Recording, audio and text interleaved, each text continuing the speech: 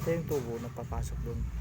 Ito yung, tapos painitin mo muna ito, tapos pupunta yung diesel dito, papaganon, tapos yun dito na aapoy.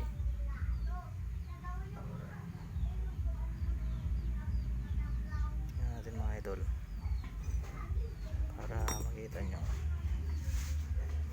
Ito may butas konti ito, yun o. Yan, dadaanan ng